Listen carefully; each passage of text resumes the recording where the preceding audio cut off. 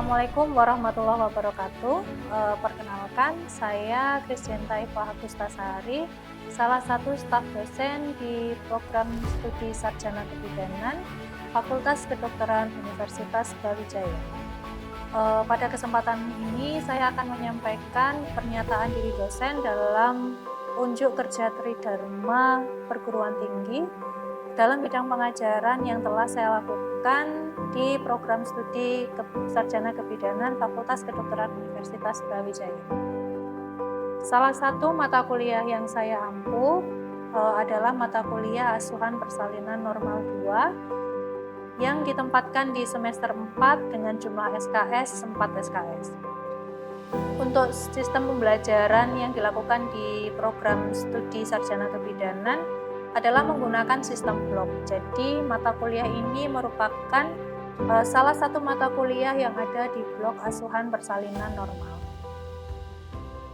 Mata kuliah ini termasuk mata kuliah yang menunjang profil lulusan program studi, yaitu sebagai bidan praktisi, di mana sebagai bidan praktisi atau care provider atau pemberi pelayanan, mahasiswa lulusan kami harus mampu memberikan asuhan yang secara komprehensif yang diberikan selama siklus kehidupan manusia, mulai dari bayi baru lahir, kemudian sampai di masa menopause. Profil lulusan ini juga diturunkan dalam capaian pembelajaran lulusan. Yang keempat yaitu mengaplikasikan dan mendokumentasikan asuhan kebidanan fisiologis yang meliputi remaja, wanita usia subur, kehamilan, persalinan, nifas, neonatus, bayi, anak dan balita, anak prasekolah, dan perimenopause. Kemudian dari capaian pembelajaran lulusan ini akan diturunkan menjadi capaian pembelajaran mata kuliah. Pada mata kuliah ini ada 4 CPMK. Yang pertama, setelah menyelesaikan mata kuliah ini, diharapkan mahasiswa mampu menguasai teori asuhan persalinan yang menekankan aspek biomedik dan endokrinologi dalam kebidanan. CPMK yang kedua, setelah menyelesaikan mata kuliah, ini diharapkan mahasiswa mampu mengaplikasikan asuhan kebidanan fisiologis pada masa persalinan. Lalu untuk CPMK yang ketiga adalah mahasiswa mampu diharapkan mendokumentasikan asuhan kebidanan fisiologis pada masa persalinan, dan untuk CPMK yang terakhir mahasiswa diharapkan mampu memberikan asuhan persalinan kepada ibu, keluarga, dan masyarakat dengan memperhatikan kearifan lokal. Untuk deskripsi mata kuliah Asuhan Persalinan Normal 2 ini, yaitu mata kuliah ini merupakan mata kuliah yang mempelajari tentang asuhan persalinan secara komprehensif, mulai dari asuhan persalinan di kala 1 sampai kala 4, dan secara profesional yang menekankan aspek dari endokrinologi, serta biomedik kebidanan, dan juga memperhatikan dari kearifan lokal. Metode pembelajaran yang biasanya digunakan pada mata kuliah ini adalah ceramah, case-based learning, dan project-based learning. Pada metode ceramah, seperti biasa, dosen akan memberikan paparan materi sesuai topik yang sudah ditentukan, kemudian bisa diselingi diskusi yang interaktif atau tanya jawab antara mahasiswa dan dosen. Kemudian pada metode case-based learning, biasanya kami sebut dengan CBL, terdapat 3 metode yang utama pada Asuhan Persalinan Normal 2 ini, yaitu PBL. Yang pertama adalah PBL atau Program Based Learning dengan 7 langkah penyesuaian masalah atau 7 jam. Kemudian untuk case-based learning selanjutnya ada Family History Taking, yang mana mahasiswa nanti akan diberikan kesempatan untuk melakukan wawancara atau melakukan anamnesis pada anggota keluarga terdekat terkait proses persalinan yang sudah dialami. Nanti dari kasus tersebut, mahasiswa harus bisa menganalisis jalannya persalinan mulai dari kala 1, 2, 3, dan 4 yang nantinya akan disusun menjadi sebuah laporan komprehensif. Kemudian di case based learning selanjutnya adalah studi kasus atau case study, di mana mahasiswa akan mendapatkan sebuah kasus oleh dosen tutor yang kasusnya harus dianalisis pada saat diskusi kelompok kecil yang nantinya akan dipandu oleh seorang dosen tutor sebagai fasilitator. Kemudian untuk metode project based learning, nanti dari mahasiswa akan melakukan diskusi kelompok untuk membuat e-book, poster ataupun booklet dari hasil studi literatur journal reading yang nantinya akan dipresentasikan pada saat diskusi kelompok besar. Berikutnya mengenai metode penilaian dan instrumen juga bobot penilaian pada mata kuliah ini. Metode penilaian pada mata kuliah ini adalah non-tes dan tes. Untuk penilaian non-tes, kita melakukan observasi pada mahasiswa untuk menilai mahasiswa pada saat proses diskusi ataupun pada saat seminar dengan menggunakan rubrik penilaian, baik itu pada saat case-based learning atau project-based learning. Sedangkan untuk metode penilaian dengan tes dilakukan melalui computer based test atau CBT di akhir blok persalinan normal berupa ujian akhir blok. Adapun penilaian pada mata kuliah ini seperti yang tertera pada RPS, yaitu case base dari PBL dan studi kasus sebanyak 10%, kemudian dari family history taking sebanyak 35%, dan project based learning atau pembuatan project e-book, booklet ataupun poster sebesar 20%, dan sisanya sebanyak 35% adalah dari nilai CBT ujian akhir blok. Berikut adalah contoh tampilan Google Classroom yang kami gunakan untuk aktivitas pembelajaran. Dengan Google Classroom ini, mahasiswa akan dapat mendapat informasi kelengkapan perangkat pembelajaran dan juga sebagai wadah untuk mengunggah materi perkuliahan dari dosen, juga sebagai sarana belajar mahasiswa karena ada beberapa video pembelajaran yang bisa dipelajari yang sudah diunggah oleh dosen pada Google Classroom. Kemudian ada modul pembelajaran yang digunakan pada mata kuliah ini. Berikut adalah contoh modul yang digunakan, dan berikut adalah contoh rubrik penilaian dari metode pembelajaran PBL dan rubrik penilaian seminar atau presentasi mahasiswa yang dinilai dari makalah dan juga performa mahasiswa pada saat melakukan presentasi. Assalamualaikum warahmatullahi wabarakatuh. Waalaikumsalam warahmatullahi wabarakatuh. Selamat siang adik-adik semua, ketemu lagi. Hari ini kita akan melanjutkan perkuliahan untuk topik fisiologi dari kala 4 pada saat persalinan. Nah, setelah kemarin kita mempelajari di asuhan kala 1, kala 2, kala 3, nah ini kala yang terakhir pada tahapan persalinan yaitu kala 4. Kemudian untuk capaian atau learning objektif yang kita pelajari hari ini adalah nanti setelah kuliah ini harapannya mahasiswa mampu mempelajari fisiologi kala 4 pada persalinan, kemudian mampu mengidentifikasi manajemen postpartum dini atau yang kita kenal dengan immediate postpartum care, kemudian mengidentifikasi dampak psikologis dan emosional pada postpartum dini karena pasti ada perubahan setiap kala pasti ada perubahan fisiologis dan psikologis ya, terutama kalau di kala 4 bayinya sudah lahir, ibunya sudah mempunyai peran baru sebagai ibu.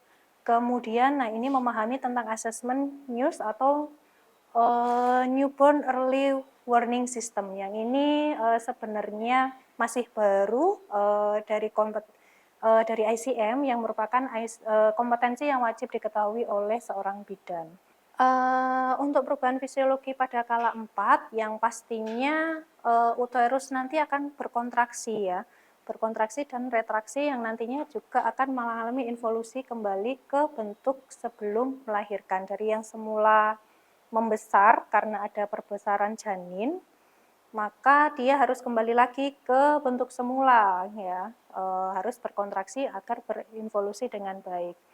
Nah, kemudian di uterus itu kan ada plasenta ya. Plasenta nanti pembuluh darah yang ada di tempat plasenta nanti akan bervasokonstriksi atau terjepit, nanti dia akan mengecil. Jadi kalau misalnya dia tidak mengecil, maka resiko untuk terjadinya perdarahan pun juga semakin besar. Nah, apalagi kalau misalnya kontraksi uterusnya juga tidak baik, nanti juga akan menyebabkan perdarahan juga di pasca salin. Di kala 4 ini sebenarnya fase yang sangat krusial sekali karena dianggap enteng juga tidak enteng, dianggap berat juga berat karena dia harus ada observasi yang ketat selama 2 jam pasca salin untuk mencegah terjadinya perdarahan, apakah ada kelainan pada ibu dan lain sebagainya. Nah, kemudian untuk perubahan kardio heart rate-nya akan meningkat ataupun nadi ibu akan cenderung meningkat tapi tidak terlalu tinggi, jadi hanya meningkat dari normalnya saja. Kemudian plasma darahnya juga ikut meningkat. Nah, di sini karena ada plasma darah yang meningkat, resiko untuk terjadinya ODEM pada ibu postpartum juga lebih besar ya. Kemudian perubahan hormonal. Pada saat kehamilan, kita tahu sendiri ya pada saat di blok kehamilan kemarin, hormon progesteron dan hormon estrogen itu sudah pasti meningkat. Nah, segera setelah persalinan itu tadi terjadi hormon progesteron dan hormon estrogen sudah pasti akan turun secara drastis. Nah, tapi dari efek dari penurunan hormon estrogen dan progesteron ini juga akan meningkatkan atau menstimulus terjadinya peningkatan hormon dari prolaktin. Hormon prolaktin ini yang nanti akan menstimulasi untuk terjadinya produksi ASI. Nah, nanti sudah mulai di fase laktogenesis yang kedua. Kemudian juga ada inisiasi dari laktasi atau dari pengeluaran kolostrum. Nah, selain hormon prolaktin juga ada hormon oksitosin. Oksitosin di mana nanti dari stimulus yang mungkin dilakukan pada saat IMD karena ada stimulasi rangsangan hisapan pada puting susu juga akan otak akan memproduksi hormon oksitosin. Di mana hormon oksitosin ini juga berguna untuk kontraksi tadi. Ya. Jadi IMD setelah bayi lahir kan dilakukan IMD kurang lebih selama 1 jam setelah persalinan. Nanti dari IMD ini jika ada hisapan puting susu juga akan meningkatkan stimulasi dari hormon oksitosin itu sendiri. Nah, kemudian ada pengeluaran kolostrum atau ASI yang pertama kali terbentuk pada ibu menyusui ya. Nah, ini mungkin tidak semua ibu postpartum langsung keluar kolostrumnya, tapi diharapkan dengan adanya IMD, kemudian adanya hisapan bayi pada puting susu ibu, nanti akan menstimulus pengeluaran dari ASI atau awal atau yang disebut kolostrum. Kemudian pada ibu postpartum itu sendiri juga mungkin akan mengalami mual dan muntah selama proses persalinan. Nah, ini nanti bisa kita antisipasi dengan cara mungkin paling gampangnya adalah manajemen posisi tubuh saja ya. Jadi lebih tinggi, kemudian bisa miring ke kiri ya, untuk menghindari reflux cairan yang ke sistem pernafasan juga. Kemudian akan mengalami dehidrasi, sudah pasti akan mengalami kelelahan ya. Itulah kenapa mungkin pada saat di kala 2 kemarin atau pada saat proses persalinan, ibu juga harus terhidrasi dengan cukup ya.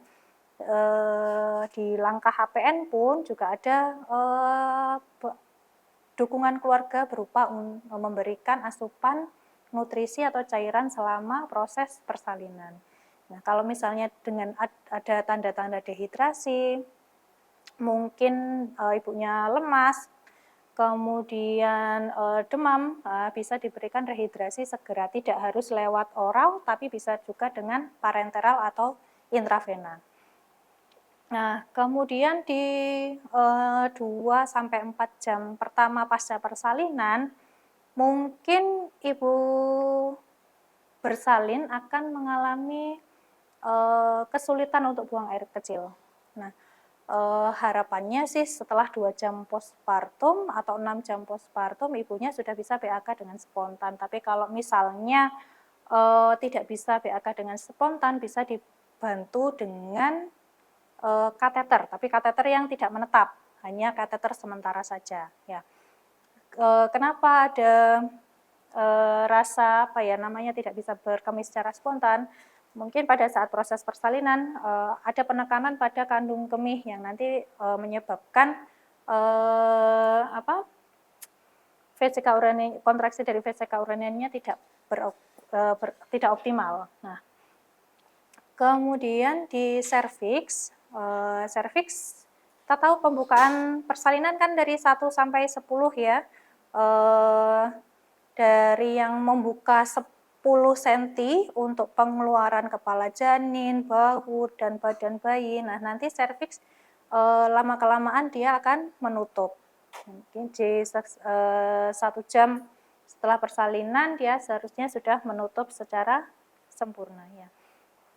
Nah, di awal mungkin dia akan bentuknya seperti corong. Tahu corong kan, bentuknya kecil di bawah tapi melebar di atas. Nah, karena pada saat pembukaan serviks kan hanya mulut serviksnya saja yang membuka, tapi bagian bawahnya tidak. Jadi bentuknya menyerupai corong. Nanti yang bagian bawah serviks atau mulut serviksnya nanti lama-kelamaan menutup setelah persalinan, jadi kembali ke bentuk semula.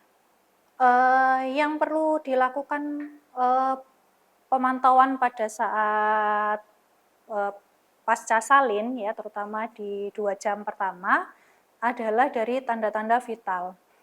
Jadi nanti akan dilakukan pemeriksaan tekanan darah, nadi, suhu ya. Diperiksa setiap 15 menit pertama di jam pertama, di 15 menit sekali di jam pertama dan 30 menit sekali di jam kedua. Selain dari TTV juga harus memeriksa dari tekanan tinggi fundus uteri, kemudian kontraksi uterusnya apakah baik atau tidak, kandung kemihnya apakah kosong atau tidak. Kenapa? Kalau misalnya kandung kemihnya penuh, nanti dia akan menghalangi kontraksi uterus. Kalau menghalangi kontraksi uterus, nanti dia akan mengganggu proses involusi uterusnya yang nanti bisa menyebabkan efeknya adalah perdarahan pasca salin di 2 jam pertama. Kemudian laserasi jalan lahir. Nah, laserasi jalan lahir ini ada 4 kriteria atau 4 derajat. Nah, kalau misalnya ada laserasi pada jalan lahir, harus dilakukan penjahitan jika dibutuhkan. Untuk yang bisa dilakukan, penjahitan yang bisa dilakukan oleh bidan nanti hanya di derajat 1 dan 2. Kalau misalnya lebih dari derajat 3 yang mana nanti bisa mengenai otot dari sphincter ani atau ke sphincter anisnya juga, maka dia harus dilakukan rujukan, ibunya harus dirujuk karena bukan wewenang dari bidan. Jadi kalau misalnya hanya di bagian perineum, mukosa vagina, kalau misalnya butuh penjahitan, lakukan dijahitan dengan segera dan sebaiknya diberikan anestesi untuk mengurangi rasa sakit pada saat proses penjahitan perineum. Kemudian ada kelengkapan plasenta dan selaput ketuban. Masih ingat di langkah APN ya, setelah plasenta lahir, masase dulu untuk mengembalikan kontraksi uterusnya, baru lihat kelengkapan plasentanya dari jumlah kotiledonnya, di sisi maternal ataupun di sisi fetal. Kemudian selaput ketubannya, apakah lengkap atau tidak. Kalau misalnya mau dilakukan secara lengkap untuk kelengkapan plasenta, misalnya dari panjang tali pusat atau mungkin diameter plasenta, boleh dilakukan. Tapi yang paling penting adalah dari kelengkapan plasenta dan selaput ketuban, karena sedikit saja selaput ketuban yang tertinggal di rahim, maka dia juga akan mengganggu kontraksi uterus. Jadinya dia akan perdarahan. Kemudian respon emosional pada bayi. Nah, Ini seperti apakah ibunya sudah menerima apakah ibu senang dengan kelahiran bayinya, jangan-jangan bayinya atau ini kehamilannya yang tidak diinginkan, akhirnya direspon emosionalnya jelek ke bayinya. Nah, ini juga harus dievaluasi selain dari fisik juga. Kemudian asesmen BBL, ini pada saat bayi baru lahir, pasti kita akan melakukan penilaian sekilas ya. Apakah bayinya menangis, warna kulitnya bagaimana, kemudian warna kulitnya kemerahan atau tidak, kemudian geraknya bagaimana, apakah ada gerakan aktif atau tidak, atau bayinya lemah. Nah, kalau misalnya pada saat bayi baru lahirnya dia bagus hasilnya, kemudian asesmennya bagus, kemudian selanjutnya kita bisa pantau, misalnya apakah dari refleksnya, kemudian apakah suhunya normal atau tidak, hipotermi atau tidak, karena pada bayi baru lahir rentan terjadi hipotermi. Ya. Ini kenapa sih 2 jam pertama sangat penting, yaitu tadi ya 60-80% perdarahan ini terjadi di 2 jam pertama, atau early HPP ini bisa terjadi di awal 2 jam pertama. Nah, kalau misalnya kita pantau dengan baik, maka kita bisa mengantisipasi terjadinya atonia uteri atau uterus yang tidak berkontraksi dengan baik. Kalau misalnya atonia uterinya atau perdarahannya banyak, ini juga bisa menyebabkan shock setelah persalinan ya, hipovolemik ataupun hemoragik. Kemudian karena ada IMD di 1 jam pertama setelah bayi lahir, ini juga akan menstimulus pelepasan oksitosin. Jadi merangsang hormon oksitosin untuk untuk membantu kontraksi dari uterus selain untuk membantu produksi ASI.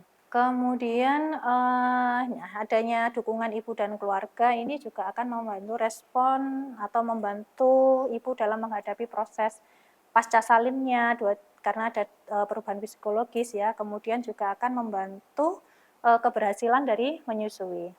Nah, kemudian kebutuhan ibu pasca salin di 2 jam pertama, nah ini kalau ibunya bisa mobilisasi dini, ini juga akan memberikan efek yang positif pada ibunya. Jadi sistem pencernaan itu atau sistem urinaria juga akan kembali secara normal kembali atau mempercepat lah. Tapi memang mobilisasinya harus bertahap. Tidak mungkin kan ibu setelah persalinan bisa lari. Nah, jadi harus dari duduk dulu, kemudian mungkin miring kanan, miring kiri dulu, duduk, kemudian berdiri, apakah ada pusing atau tidak, bisa berjalan. Nah, nanti harapannya 6 jam postpartum atau di 4 jam awal postpartum ini ibunya sudah bisa jalan ke kamar mandi untuk BAK spontan. Kalau misalnya tidak bisa, ya tadi harus dikateter terlebih dahulu. Kalau misalnya nanti sebelum pulang, biasanya ibu kalau setelah persalinan normal itu pulangnya sekitar 6 jam setelah persalinan, nanti bisa diberikan rangsangan misalnya dengan air dan lain sebagainya. Tapi kalau untuk buang air besar memang tidak sehari, tergantung dari kondisi ibunya masing-masing sih. Asalkan dengan diet yang cukup, nutrisi yang cukup, nanti untuk defekasi atau buang air besar ini bisa secepatnya ya. Tapi kalau misalnya 3 hari postpartum dengan diet serat yang cukup, rehidrasi atau cairan yang cukup, ibunya tidak bisa buang air besar, mungkin bisa dipertimbangkan untuk pemberian suppositoria ya.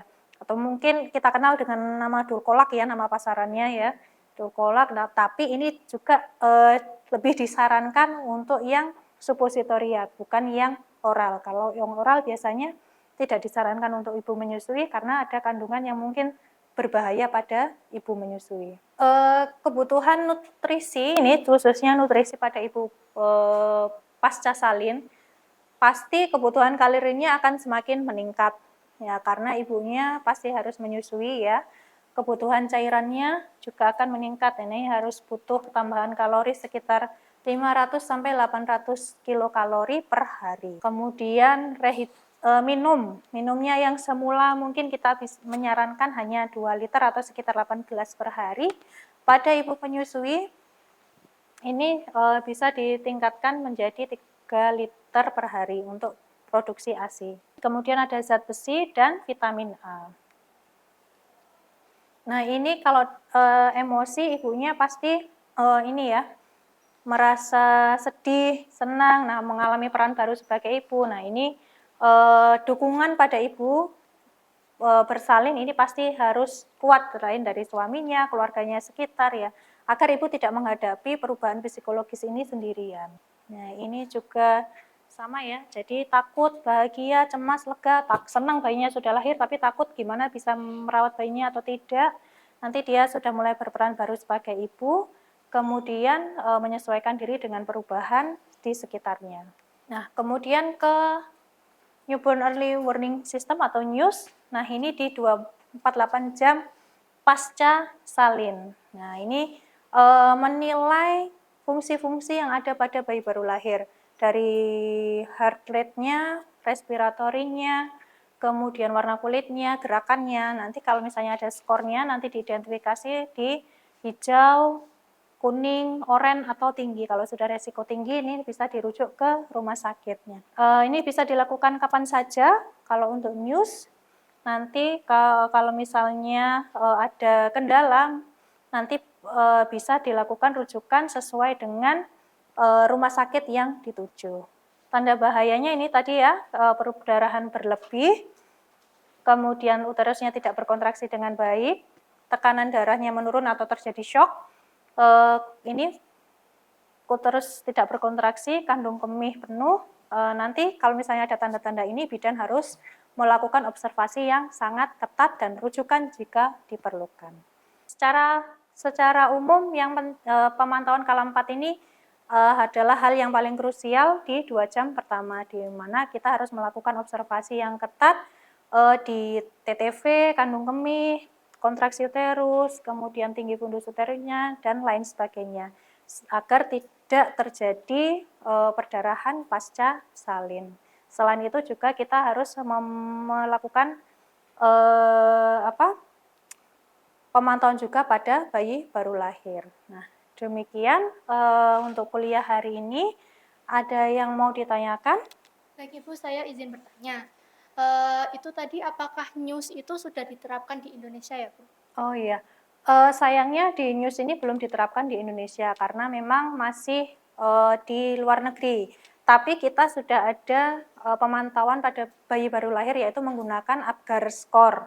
Jadi hampir sama, poin penilaiannya juga hampir sama, dari warna kulit, kemudian denyut jantung, respiratorinya, kemudian gerakannya. Nanti juga ada skornya yang mengidentifikasikan apakah bayi ini termasuk bayi yang sehat, asfiksia ringan atau sedang, atau asfiksia berat.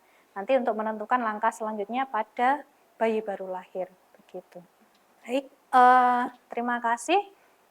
Ada pertanyaan lagi? Oke, baik, terima kasih. Mungkin bisa kita cukupkan untuk pertemuan kuliah hari ini. Sampai ketemu di pertemuan selanjutnya. Semoga bermanfaat ya. Saya akhiri. Wassalamualaikum warahmatullahi wabarakatuh. Waalaikumsalam warahmatullahi wabarakatuh.